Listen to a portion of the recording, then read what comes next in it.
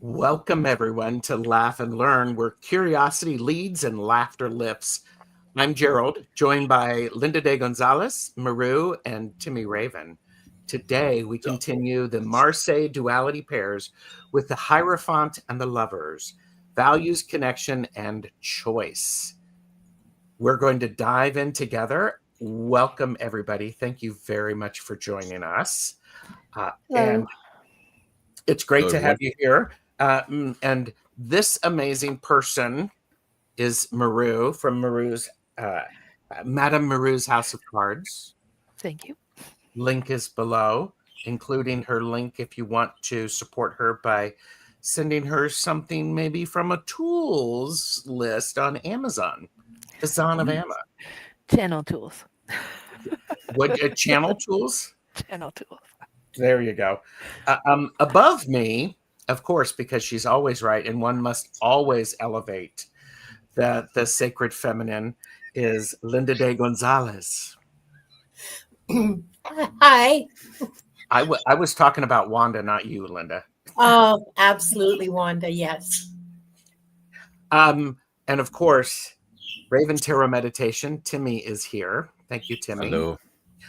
I get to see Timy twice this week because tomorrow at this time is the Raven Silly Casual with Wild Raven Tarot. I can't wait to see that. That should be fun. It'll be free. I pay money, but it's free. It is? Oh my gosh. And you bring up a really It'll be really good or really bad. Yes. Yeah. One or the other. Worth watching either way. Worth watching either way. Like and subscribe. It's free. Thank you very much, everyone, for being here. You have a whole lot of options of where to spend your time on YouTube and in general. Thanks for spending a little bit with us. When you are finished and you're listening back, you also have the option to listen to this as a podcast. The podcast list is on TarotStache's channel, and I'm TarotStache. There you go. This is Duality Pairs. It's a Laugh and Learn Duality Pairs. This is pair number 3. We have been having such a good conversation with this. A lot of really amazing insights, healthy conversation. It's what I like to say. What do they call that? Do they call that dialogue or discord? Dialogue. Discourse. So, and this is what Timy Raven is wanting. Poor guy. Discourse, not Discord. Yes, he asked for this. He asked for this. He did ask for this. And you all are Every joining. once in a while we get a little Discord, and that's good, you know? Well, yes. This is for entertainment purposes only. Do not make decisions based upon what we say. Seek professional assistance. Really. And if you need a t-shirt that says that, Help! That's awesome. By the way, I do have. I've been wearing this recently, which is the TarotStache Vibes hat. Yeah. Available in multiple colors. I just like the pink because it makes me ridiculously happy. So yeah. We have got a lot of people who are watching. This is simulcasting on Linda and Gerald's channel. Thank you for being here. We have Hypnicity has joined us. Shine Truth, hello. And Charlotte is here. River has joined us. I have to remember Charlotte. Okay, Charlotte. Did I mention that was Charlotte? It's Shiny Charlotte. Shiny Charlotte. Oh, Jack is here. Hello. Edward has joined us. Anne is here. Excuse me, Annette. Annette is here. Here you go. I'm trying to let go of duality. Okay. Kim is here. And yes, now I get some EMF in that hat, and I will be The first customer. EMF. What's EMF? Educate me. What is EMF? I don't know. Maru's got that smirk on her face. Electromagnetic frequency. Yes. Well, that's what I think. I mean, I could make that happen. Put magnets in it. I have wire and I have batteries. All right. An induction circuit. So I do want to. Flashing lights. Yes. I want to appreciate everybody for being here. Linda is. A little propeller on top. See, now Gerald's like, come on, class. No, Everybody's I'm settle actually down. going. Yeah. I would totally do that if I could get totally. the propeller to move. No, but you plug it. Okay, so you got Yeah, your batteries, you that's got your what the wires. It goes electricity's around for. and around and around. Some It Bluetooth. goes up to the beanie propeller, to the propeller. You turn it on, the lights flash, the propeller moves, and you get this like ginormous induction circuit around your brain that'll Tune you right up. yeah. There you go. OMG, I just bought 2 hats that were 40 each, especially for Wi-Fi, YouTube, the web, etc., any social media. I saw a hat recently. You put it on, it actually stimulates your hair follicles so that you can grow hair. Hair growing hat. So they say. So they say. I just How? put tinfoil on the inside of my hat. Keep the You have alien to. transmissions out. Yeah. I don't know, Linda. I don't know. We But have a different word today, for everything. we're Just give me a bullshit sciencey answer and I'll buy it. it is the electromagnetic frequencies that are going into your brain, and it causes your brain to think of other things rather than it takes your mind off of the fact that you don't have hair, that you're losing your hair, and it focuses all of that energy on good things and glimmers. So you lead a life of gratitude and abundance with so much love that you have to share. And your work is to overthrow the P word so that things can come back into balance. That's a kick-ass hat. Wow, that was a lot of It is. stuff. Embrace the abundance of your scalp. Yeah. Raise the abundance of your scalp. Yes. Yeah. Here you go. Thank you, Gwen. The hair hat has light therapy. Not heavy therapy, but light therapy. Nobody wants heavy therapy. You cry a lot. There you go. Okay. Sounds like an all-in-one. Speaking an all-in-one, this conversation is not an all-in-one. We have been enjoying ourselves so much. We're expanding this to now be doing Gerald's reality. We're going to do 1 pair each show. I was trying to get through 2. We just can't. We just I don't want to. Yeah. We like to talk too much. It's too enjoyable to just. Yes. There's a lot to talk about. Yes. I need my daily dose of Linda and a distraction because my anxiety wants to walk in circles until later. And I'm trying to just exist right now. Yeah. And I'm busy at 5 p.m. today, sadly. I like my shows then. Well, you know what, Jax? Take a breath. Realize that your anxiety wants to walk in a circle. And give it a moment to pause and to say, why don't you have a seat right there for now? Give it a coloring book. But seriously, consciously go, you know what? No, I see you. You stay right here. I'm going to be over here. You stay right there. Here's a coloring book. Mm-hmm. And I'm sending you all sorts of energy. All sorts of love. Absolutely. Yeah. So Duality Pair 3 is the relationships, which is okay, because we did the first pair, the Magician and the High Priestess. We did the Empress and the Emperor. Now we're in the Hierophant and the Lovers. community bonds, and intimate bonds. What's important for you to realize, Maru and I had a show talking about the Hierophant. It was really, really engaging. If you want to look at that, I don't know if it's in the description. I may have done that. Yes, all of the links for the previous shows in this series are in the description. I love that. Yes. Oh, well, thanks to you. You're the one who did it. Oh, I just copy paste. There you go. Thank you for remembering that. Timy. Yes. You've been guiding us in this, and it's been wonderful to be part of this. Tell us about Duality Pair number 3, the Hierophant and the Lovers.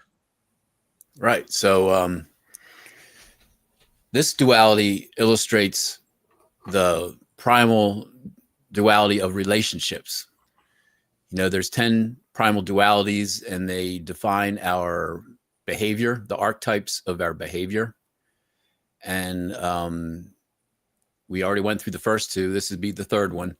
And as you get higher up the tree, the first few dualities seem to be the ones that we engage with immediately, like the second we're born. We have our receptive energy flow, which is the first duality. We have our expressive energy flow, which was the second duality. Those things are present when we're infants, And then the third duality is relationships, which is another thing that we're engaged in immediately. The moment we're born is relationships with our mother and, with other people that surround us when we're that young. And so it's one of the very low level, I think, really, really, they're all primal, but this one's really down in the basement relationships. Maybe you could call it primary. Primary. Yeah.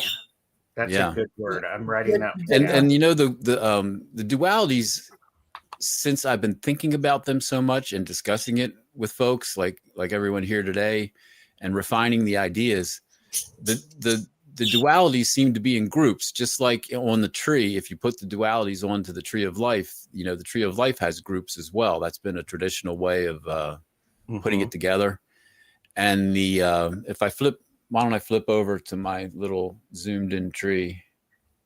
Pamela Batchelor has joined us. Hello, Pamela. Good to see you. And I'm going to embiggen you. I am also going to remove that. There we go. Okay. So the 2 gray, we start with "you are here." That's like your point of view, and the tree to the left and the right is sort of a physical illustration of the way you're.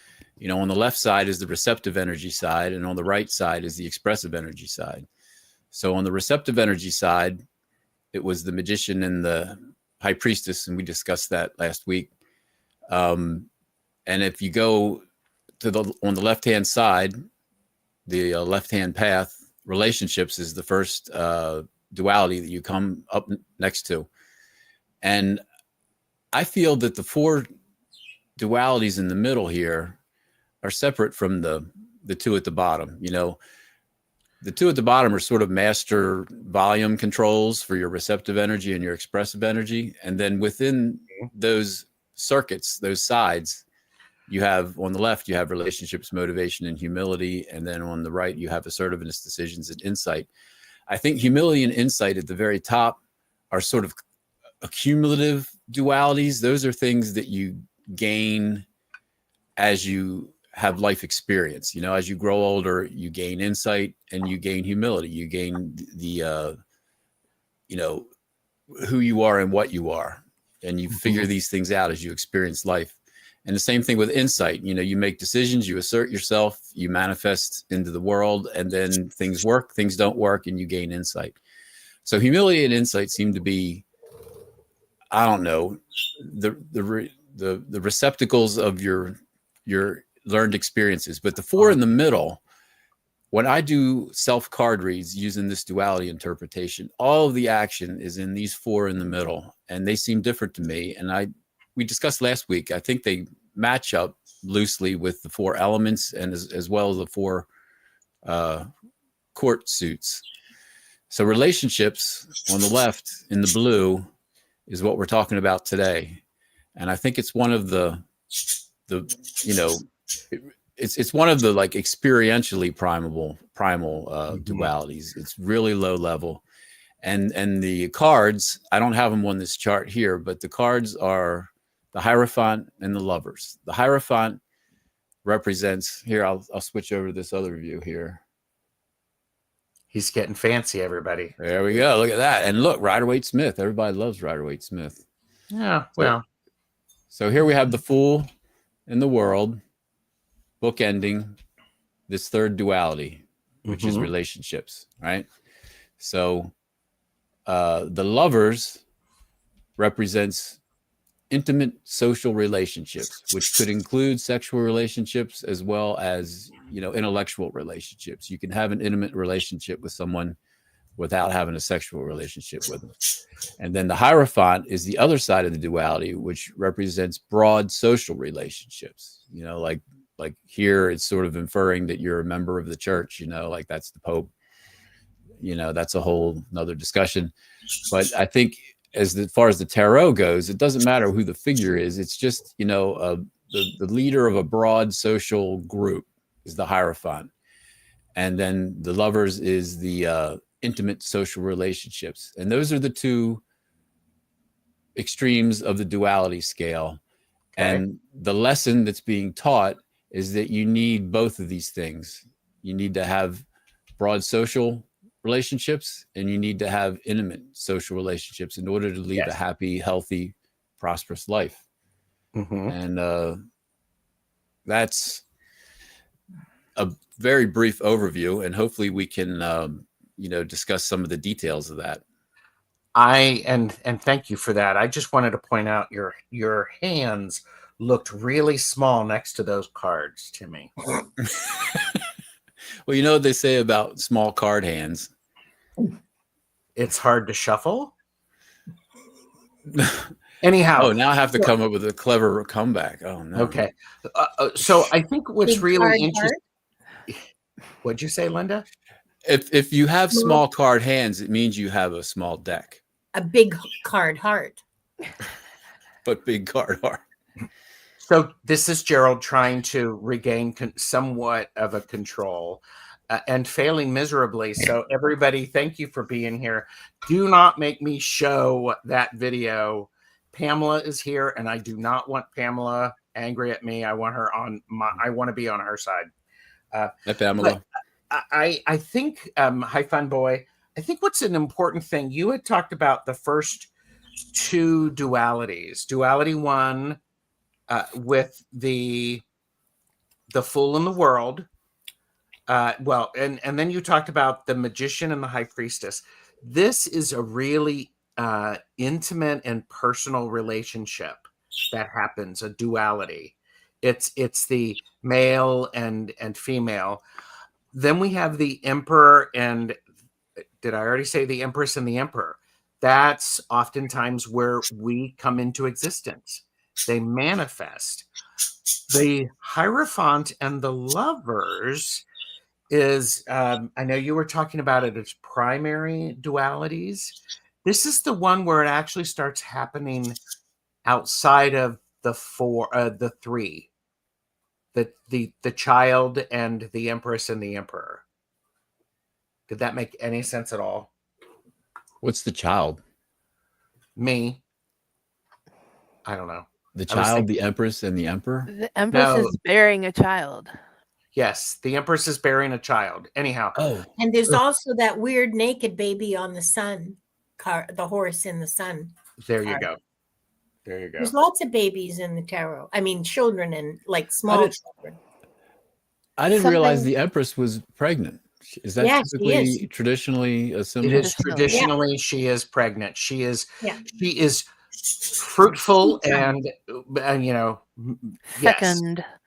Oh, is it second? Okay. Bringing new things forth into the realm. Yes. That's one of them.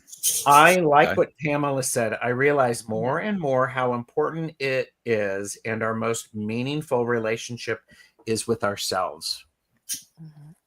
Yeah, that's what the whole entire left-hand path is: receptive energy, inward flowing energy, leading to humility and self-awareness. Mm-hmm. That's a dialogue with ourselves. I love that connection. Yes, The connection that you've made, because that had never occurred to me, that between humility and self-awareness, that I'm still chewing on that. Mm-hmm. Yeah, that was a revelation to me. And then the other side is free will, and that's the expressive side, Yeah. And you can have poor amounts of free will if you don't engage in assertiveness, decision making, and accumulating valuable insight during your life. And I've been guilty of that myself. Being all inward focused. And we were just talking about it before the show. I was feeling off last week because I was just in my thoughts too much. And I was feeling unbalanced, I guess. So. All of these recent discussions we're having about, receptive energy versus expressive energy. I wasn't engaging in enough expressive energy, and my body was telling me, things are not right. So, I want to say kudos to you for recognizing that. Big. That is a core thing. That it goes back to what I was having a show with yesterday with Jennifer, becoming the observer, knowing when something is off balance, recognizing it, being able to adjust and make something better or different. Different. So the Hierophant is traditionally the card 5 in the tarot. The Lovers is traditionally the card 6. Maru, we had talked about the Hierophant as creating. Help me remember this. You said something insightful. That's why I was leafing through. It was about the. It was about the community and the building the community or something like that. Mm-hmm. So. I don't remember. She doesn't remember. Wow. I've had so many more thoughts about the Hierophant since then. Well, share some of them. Well, if you look at the tarot as kind of a physical representation, the 5 card is about actually being born into reality, changing from the void or the potentiality of existence into outside world existence. Mm-hmm. There's dualities all over both of these cards. Like, the Hierophant, the 2 people kneeling in front of him represent knowledge and desire. Those are dualities of what you want to focus your attention on. Mm-hmm. And both of them are supposed to be submitting themselves to the Hierophant, which is actually a representation of your own higher self. Mm-hmm. I also think about the Hierophant as in the Fool's Journey. Because we need rules in order to operate outside of our kingdom that has been set up by the Empress and the Emperor. The Hierophant, I like how you say here, Timy, is the community bonds. It is us in relationship to those around us. Socialization. Socialization is the word I was trying to remember. Thank you. It is the socialization in a larger scale. It's when I haven't been a child for a very long time. I do remember people talking about how they they help their kids go to preschool so they can be socialized, have experiences outside of themselves and outside of their home to understand what's going on. People need to learn to interact with each other in a polite way. Yeah.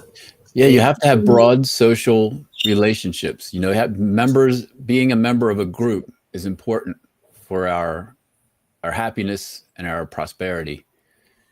It's just a reality in our You're lives. learning socially acceptable behavior. Yes. And being spiritually cooperative is part of spiritual awakening. You know, being spiritually cooperative with a group of people, you know, being capable of that. And then, you know, you help yourself by helping others in the group. And then when you're in trouble, the group helps you. It says in the Bible, where two or more are gathered in my name, there I am also. Yeah. Yeah. Now, Hypnicity says that he's holding a peace sign, but he's not actually. It's a sign of benediction. Yeah, it's a blessing. It's what the priests in oh, that's very nice. It's what priests and bishops and so on in the Catholic Church, that's the sign they make when they bless you in the congregation, right? I don't know. This is the Girl Scout sign of loyalty. Yes. Yeah. And if you are wanting to have an athame and you do not have one, there you go. There's your athame. Yeah. Pamela shared, I also relate to the Hierophant as a connection card to ancestor teaching and experience with life. Yeah. Right. And having a group that has longevity beyond yourself, you know, they're, like you said, ancestor connections, people who've experienced things in the past, and you can benefit from their experiences by being part of the group, you know, and communicating with each other. It's an important part of if you take it back to pre-organized religion, you know, every family unit had an older gentleman that could teach the young kids about how to do things. Or an older woman. Well, yes, both of those. Yes. And the elders in many cultures other than ours, elders are really revered and honored. I see the difference. I see the difference in the way people are treated, like on the bus and so on. Yes. And the reason that I bring that up in terms of the Hierophant, is because these are larger community relationships that involve everybody. And if the Hierophant is talking to us about the longevity of social relationships and the cultural knowledge that's brought forward by the Hierophant, okay, then I think that's an important element in that. I like that a lot, because that idea of the Hierophant, broad social relationships, embodying the energy of community, tradition, and shared values. Yeah. These are the bonds we form with mentors, teachers, or members of a larger collective, providing a sense of belonging and structure. Yeah. That's from the forthcoming book by Timy Raven. I want to give credit for that. Did you realize I was reading your words, Timy? No, I didn't. Yes. Like normal, I was thinking about the next thing happening on the agenda. Yes. So, well, I appreciate that. Yeah, I mean, it's crazy. I've been working on this for over a year now, and I've written so many versions of this duality interpretation. It gets better and better, you know. And then I read old stuff, and I'm like, wow, that was pretty eloquent. What's interesting is we are having a Hierophant moment here. You are sharing with the community. We are then moving into the intimate bonds, the four of us who are on screen, each of us with the cards and the dualities as we discuss them. I think that's a really powerful thing. Yes. Because I don't know about you all, but when I grew up, there was a sense of a hierarchy. And it was really whatever mom said is what was going to happen. So there you go. For efficiency's sake, it wasn't a democracy. No, hell no. Not with kids. No. Kids don't get a vote when they're liable to run out into the street at a moment's notice. No. So we have the Hierophant. Talk to us a little bit about the Lovers. You have that associated with... I wanted to say one more thing about the Hierophant. Please. I was thinking about the fact that the elders teaching the children about how they run their society and the reasons why is important. Not to forget about the reasons why and to be able to adapt those reasons to current events, because otherwise it becomes dogma. Yeah. Nice. Excellent point. Excellent point. And one of the reasons that, Hypnicity commented that society doesn't respect age the way we once did. Well, that's because there's a bunch of old people walking around going, "Get off my lawn," and demanding respect while doing absolutely nothing to earn it. For me, it takes more than the number of years you've been alive for me to have respect for you.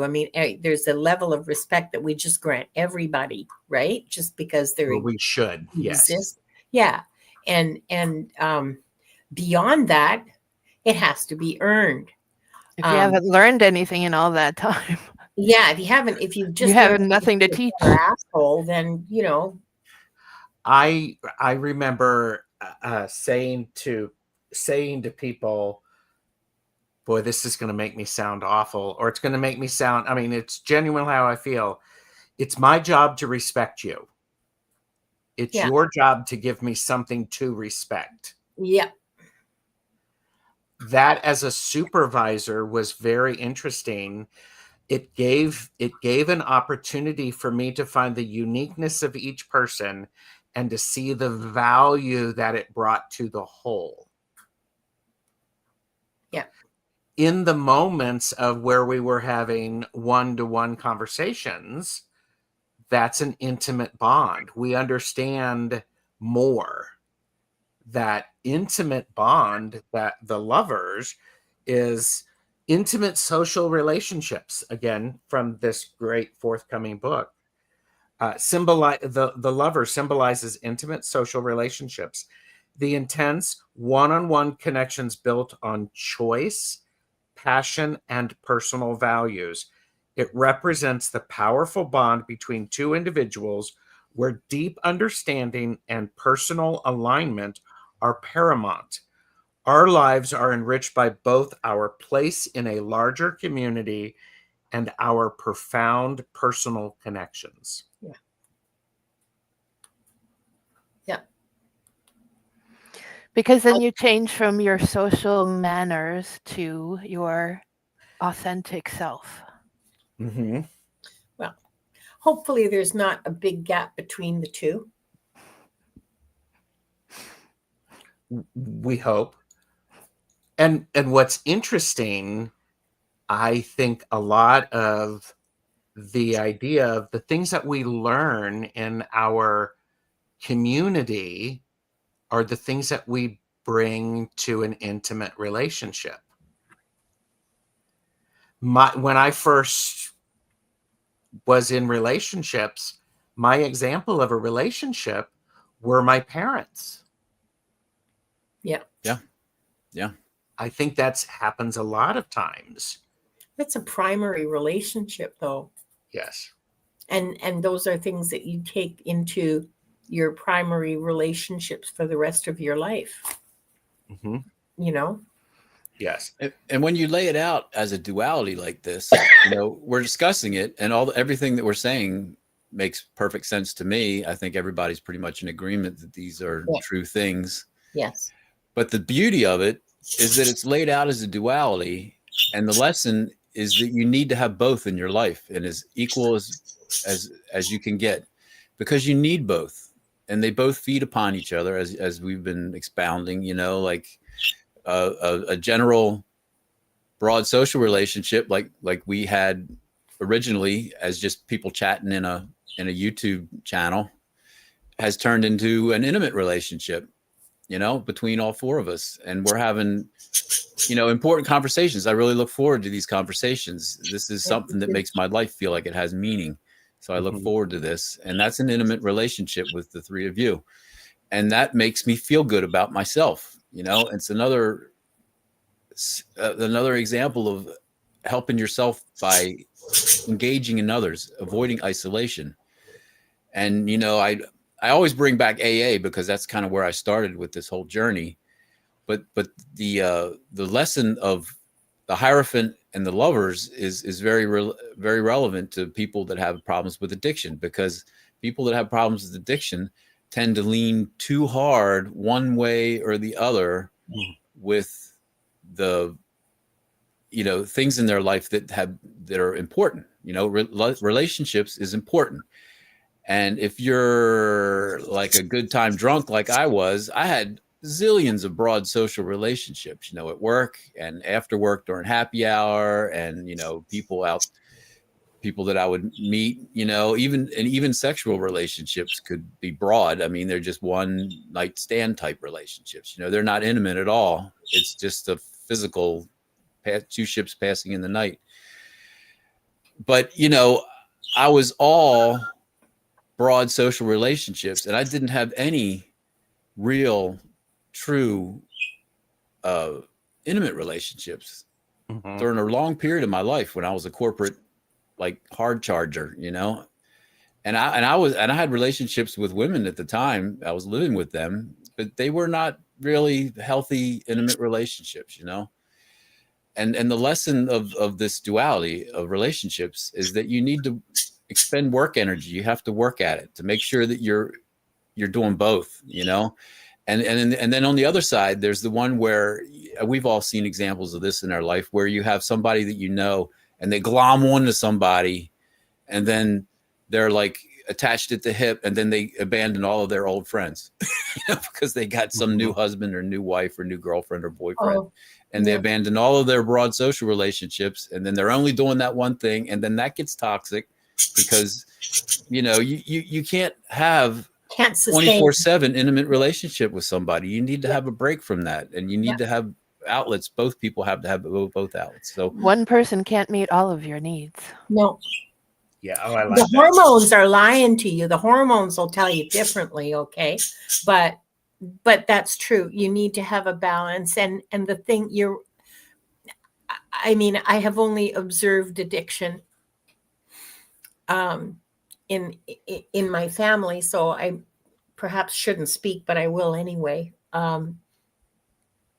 It is absolute. My observation was that it's absolutely a disease of unbalance.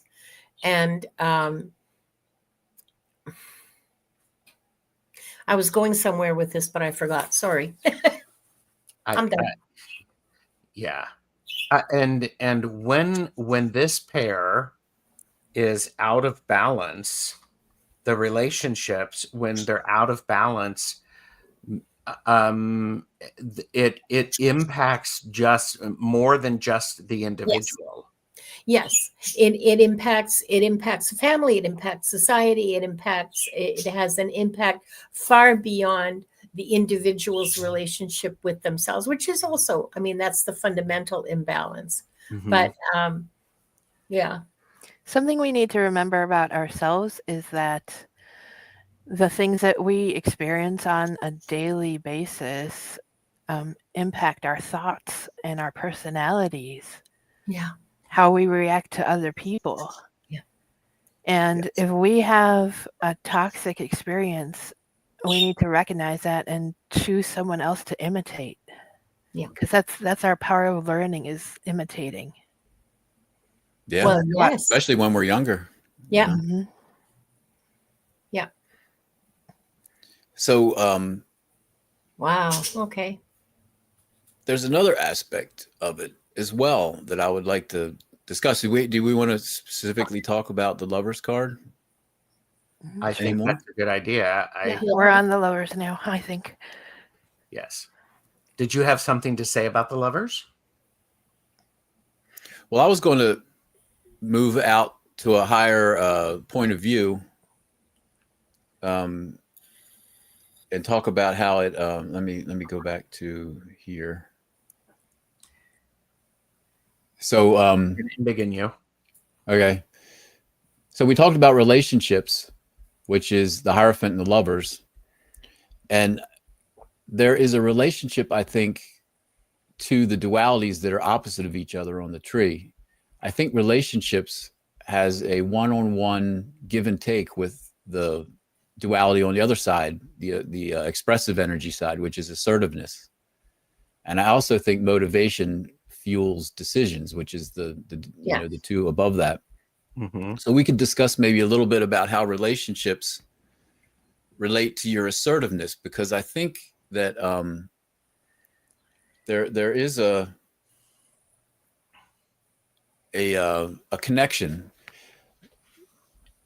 between the two, and it's not something that I saw and go, oh, obviously that's connected. You know, to me, assertiveness in relationships didn't seem at first to have a direct connection with each other, but I think it does, because, you know, assertiveness is another one of those really early primal dualities that we immediately begin to develop the second we're born. You know, how to assert yourself. You know, do you convince people by making a case, or do you just scream and holler and throw stuff? You know, the chariot is the physical part of assertiveness, and the justice card is the intellectual part of assertiveness. And I think that assertiveness and relationships go hand in hand. I think they directly affect each other. And I thought that was an interesting topic of conversation as well. Definitely. If you've been invalidated as a child, then you know, either you don't have any or you have too much. Also, with a balanced relationship, the relationship's duality, we understand how our place in the community impacts the community, and what we bring from the community to our intimate relationships impacts there. So there's this, I'm a part of the whole. I am a part of the intimate relationship, the Lovers, to where, you know, the Lovers, everybody sees the Lovers and thinks, oh, it's about sex. Well, it is, but it's more about the intimacy. It is about the partnerships. It's the, you know, we go to a big community meeting and I meet Timy. I find out Timy is a musician. I need some music for a show. We are developing a relationship that is based upon our interest, shared interests. How does that fit into the whole? Yeah. The Yes. Lovers card, from what I've learned, is actually about discrimination. Oh, yes, because of choice. Let's hear that. I don't know what that is. Well, the original Lovers card had one man with two women, and the idea was that he was choosing which one he wanted to exist with in a relationship. Yes, you're right. The Lovers is about choice. Interesting. Because how do we... Oh, it'll be all in the Holistic Tarot, Timy, by the way. Yeah, I've been referring to that a lot. Thanks for sending that to me, Gerald. I got a present from Gerald. Thanks. Linda, what are you not saying, Linda? Oh, Or is that your thinking pose? well, I got a lot of thinking poses, you know. I didn't know that the Lovers originally was a man and two women, and that it was about choice. I can see that it would be about choice because a lover is chosen, right? But it's something that I need to think about and chew on a little more. This is not something I have ever heard before, so I need to sit with it for a bit. In other words, I have nothing useful to offer you in this discussion at this point. Well, and even in this card, we see there's typically three people, three figures with an angel above. Something. Yeah, there's always that third party, though. Yeah, exactly.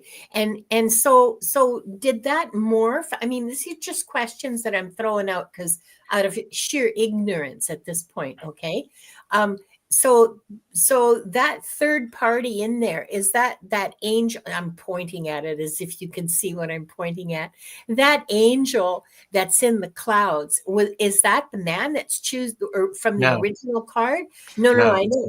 But okay, but it's still a triplet. Okay, it's still a trio, and it's called the Lovers. Yes. Does nobody think that's weird?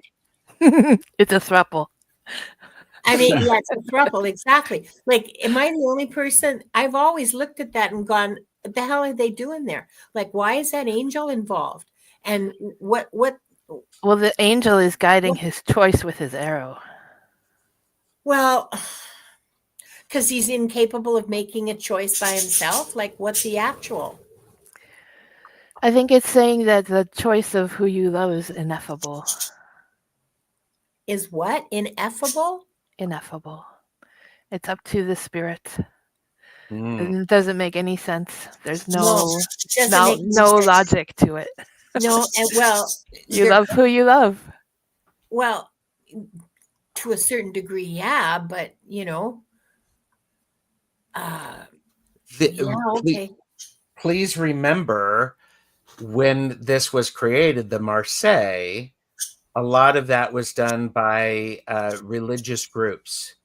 They wanted the choice to be influenced by the church, the deity or the church. The church, yeah. They also had to play nice with the Catholic Church, which was a 8,000 million pound gorilla back then.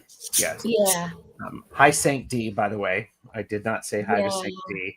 And Marjorie is here. And see, like, that's my question too, Devaria. I don't understand why there's even an angel there. If this is about the lovers, is it about partnership, or is it just about that whole limerence thing of falling in love and just being madly in love for like 3 months and then you can't stand each other, or similar, like that kind of human experience? I should just shut up right now, right? Said no one ever. I'm making that into a short. Whatever. You can't embarrass me. You're always right, Linda. Yeah, you can't embarrass me any more than I've already embarrassed myself. So, okay. No.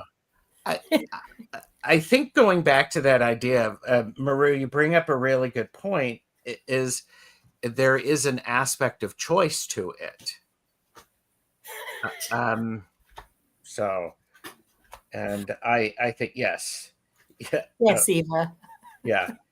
Linda, yes, 3 months is the tops. Yeah. Oh. Well, but nobody expects the Spanish Inquisition. That's what I was thinking. Dun, dun, dun. Right. Chair.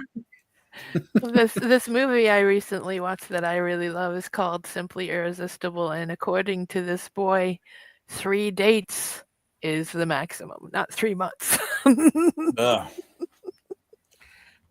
I mean, right, not that I you're can't go for it. Long-term relationships or anything, but like the whole point of that lovers card, I don't know, man. There's like elements in there that I find confusing and contradictory. Is that the word?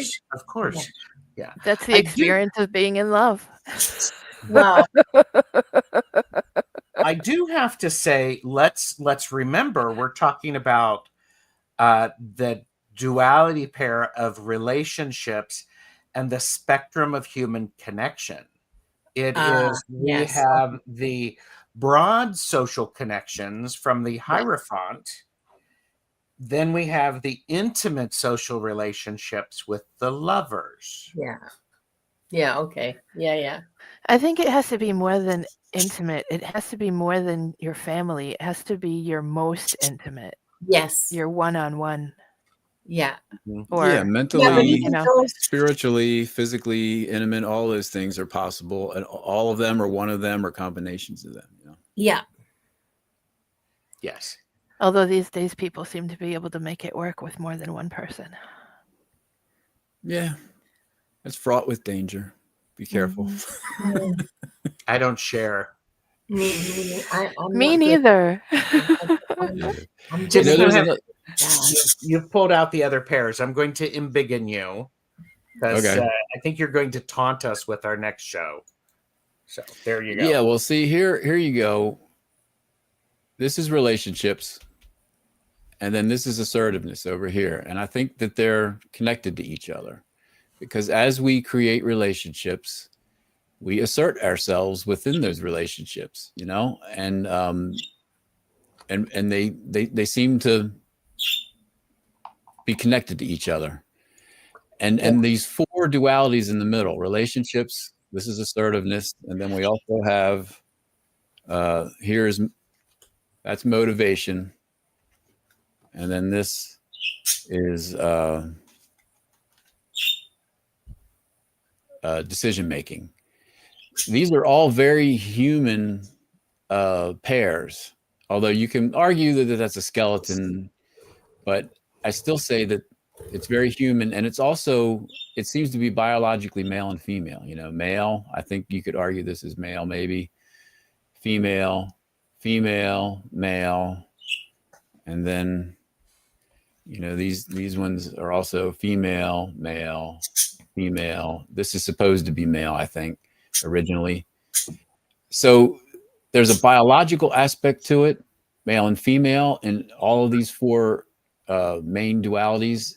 And there's also, I think there's an animal versus spiritual duality as well. Like when we were talking about the lovers, you know, who's this person up here in the middle, you know?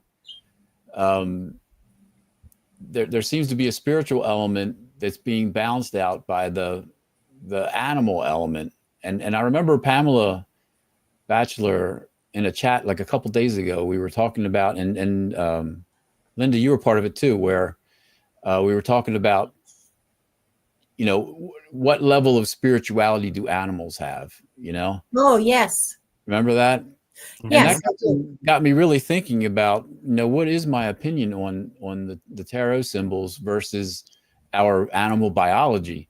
And I think it's an additional layer of duality on every single one of these pairs, but especially these four in the middle, where we cannot expect to be more than 50% animal because it's just a physical reality. You know, we have animal instincts that are really hard to set aside for spiritual instincts.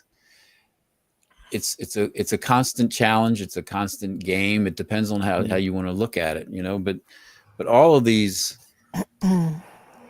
pairs have a very human element. They have a biological gender element as well. And then there's the the duality itself, the behavioral aspect of it, which I think it is how the tarot is set up. There is a lot of. Can you go back to that previous image, please, Timmy? I want to point out something that just occurred to me that I feel compelled to share. I note that there are, it just appeared in my brain that there's an element of spirit, and here I am pointing where nobody can see what I'm pointing at. There's an element of spirit in each of those images. There's the halo around the hanged man's head. There is the lemniscate over the head of the woman petting the lion. There is the sun rising under the cup in under the angel's wing, or maybe that's the moon. I thought it was the sun. It's too bright. It's a crown, actually. Is it a crown? Okay, there you go. And there is the flag, the rose carried by death. Those are the rose. I mean, the lights and the rose and the sign of eternity. Those are all signs for me, symbols of spirit. So, Right. So in addition to the actual, so now I'm looking for them I'm looking for those signs of spirit in these two pairs. Well, I was noticing that 5, 6, and 7 are all triads. Oh, yes, they are. What does that mean? Nice. They're threes. There are three main elements in each of the 5, 6, and 7. Oh yeah, look at that. That's Now you see, there may be other interpretations that are existent within this major arcana that I'm not aware of, that we're not aware of, but that might be an indication of some other new way of putting these into pairs or triples, and gaining some other insight to it. Are we sure that that's temperance, or is that just sort of like tarot legend? Yeah, and temperance appears as the angel on the Lovers card. Notice how I changed the numbers on the 2 with my Rider-Waite-Smith deck. This is a little sticker that I put to make it an 8. It was originally an 11. Yes, justice and strength are. Oh, right. So it'll be Marseille. Okay, yeah. And these 2 are switched. Yeah. So I made them so that they match the Marseille numbering. Yeah. All right, I want to get caught up. We've got some great comments in the chat. Pam Nolani said, "I believe it's all connected. The difference is where we are on our personal paths." Yeah. Pamela said, "Also the choice between an arranged marriage and a marriage for love." Pamela said, "Many marriages are made for political or business purposes. What are the long-term effects of our choices in love, especially when the decks that we're using were created?" Marriage is a contract. Absolutely. Yeah. Absolutely. Yes. And good point, Pamela. It's either a love relationship or contract for convenience. It can be. Yeah. Can I read what my book says about the angel? Yes, you may. Yes, please. It says the angel represents super consciousness, and the clouds indicate that this is partly hidden from us at our present stage of conscious unfoldment. Super consciousness. Is that like higher self? Yes, I think so. Yes. Well, it's the balance of the path of enlightenment, Yeah. Pamela also said, "I see the majors as a journey which we all travel through in life. As far as man and woman goes, we both travel through these various aspects of the majors." Archetypes of behavior, human behavior is what I think. I wanted to say something about what you said about relationships creating, what did you say, assertiveness? Well, being hand in hand with assertiveness. Because if you don't learn to ask for what you want, you're going to have a miserable experience. Oh, yes. You have to assert yourself properly in order to have healthy relationships. You can't let people walk all over. You can't let people walk all over you, nor should you walk all over other people in your life. Balance. Again, it's about balance. And it seems obvious when you lay it out on the table, doesn't it? But actually practicing it in your life is hard. So I think that it's very valuable to do card reads and have discussions like this where we talk about the symbols, because it solidifies in your own head better more balanced, more successful behavior that we can embrace in our own lives every day. It's thinking about yourself and the pleasure you want to receive, but at the same time being considerate of what you're sharing with the other person for them to want to share with you again. Yeah, so the relationship blooms rather than dies. So you get invited back to dinner. Right. There's also the beauty in making choices to make your partner happy. Oh. And taking pleasure in seeing your partner happy, even though that's not something you wanted to do. You are experiencing and celebrating and that's an intimate act of observing someone who is thrilled with what's going on and getting enjoyment out of that. It actually gives me a great sense of accomplishment. Oh, me too. I love doing that. Mm-hmm. Making the people that I love, making them happy, seeing the joy on their faces, and just that is an indescribable moment for me. And it feels good. That's spirit. It feels awesome. That's spiritual energy. That's receptive and expressive energy. That's joy, the second gift. Yeah. Yeah. Mm-hmm. I don't think that has anything to do with our brainstem and the part of our brain that keeps us breathing and, the blood pumping. That's our spiritual side, that pleasure that we experience when we help somebody else, make them feel good about themselves. It also is the same thing when we do things for the larger community. It's the same feeling, except it can be a very similar feeling. Mm-hmm. It's spread out on a broader perspective. Mm-hmm. And so it's more outward facing and less intimate. I think that's why they say if you're feeling depressed, go volunteer, do some good for some other people. It makes you feel better. In an animal shelter. Mm-hmm. Yeah. Oh, yeah.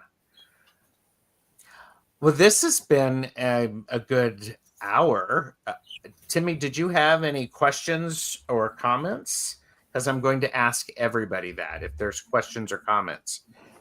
I'd like to say again that I'm really enjoying this conversation. I had a lot of anticipation about what we were going to discuss today. And, I think, we're going to keep going.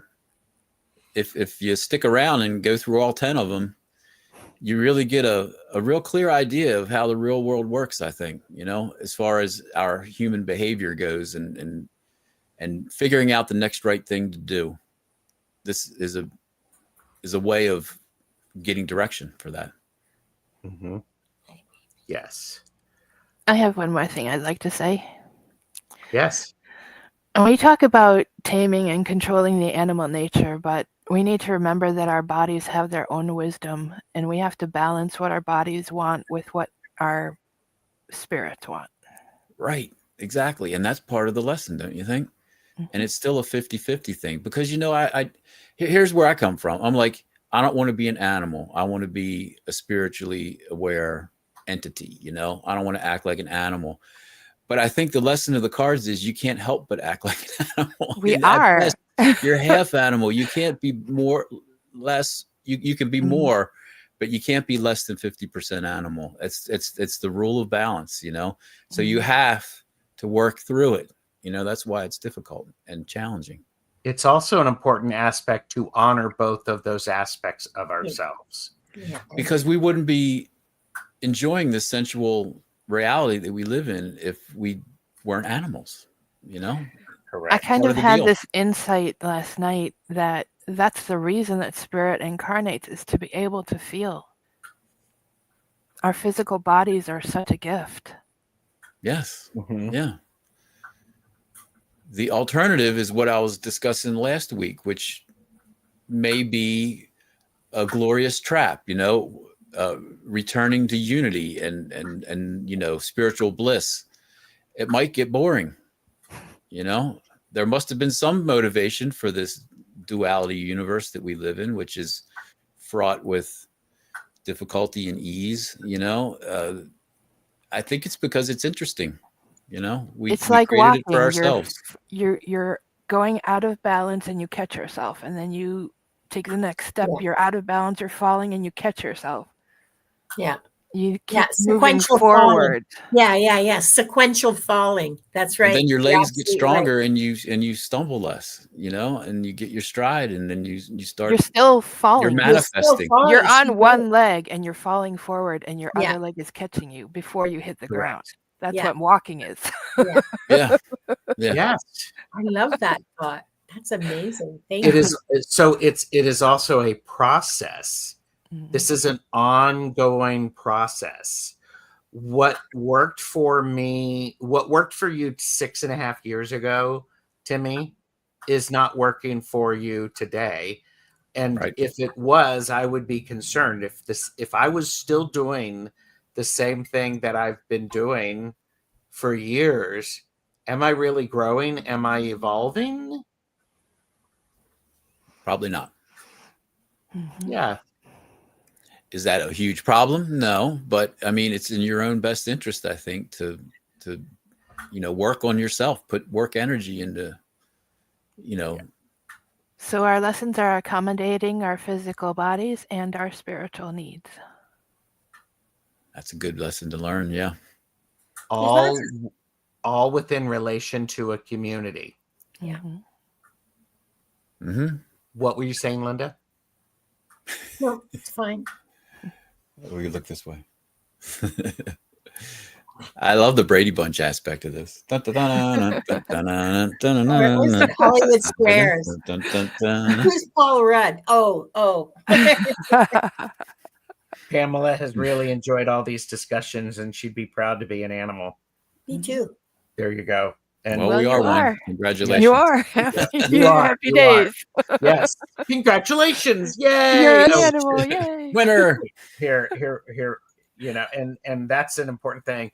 Woohoo! When we realize that that's part of who we are and we don't fight against it and we lean into it, Yeah. there's great opportunities. You got to feed the beast. I want to reincarnate as a cat in my friend Camille's house. Mm. Does she have a good cat tree? Cat luxury. Oh yeah. Have all the fun cat toys. Mm-hmm. My girlfriend had shelves like she built into the wall all the way around the room. Yeah. For cat awesome. labyrinth. Yeah, it was awesome. Oh, I love it. So, all right. Well, I do want to say thank you to everybody for joining this Laugh and Learn. Big thanks to Timy and Linda and Maru, and to everyone in chat for your thoughtful engagement. And these conversations are important, and I'm honored to host them. You all are freaking incredible. Please remember to like and subscribe. The replay and podcast are linked below because that's the way I roll. Please subscribe to all of the channels so you know what's coming up. I have a show later today with Linda talking about Joy Part 2. Nice. Tomorrow I have the Raven show. Talk about some chaos. Don't go on that show. Yeah, avoid that show. Avoid the show at all costs. It's free. I would have paid money to watch this, but it's free. Imagine. Yes. This is gonna There might be some blue humor. There might be some. Yes. This pranks. will be epic. Exactly, Maruta. We are here for this experience, and what we seek is all right here. Yep. The show this evening with Linda is 8 p.m. 5 o'clock Pacific. Yes. So, Linda's on. Do what? Thanks for having us. Oh my gosh. Well, and guess what? Tune in next week to where we are going to do Duality Pair number 4. Yeah. So the Chariot and Justice. Dun, all right. Dun, dun. Take care, everybody. Bye.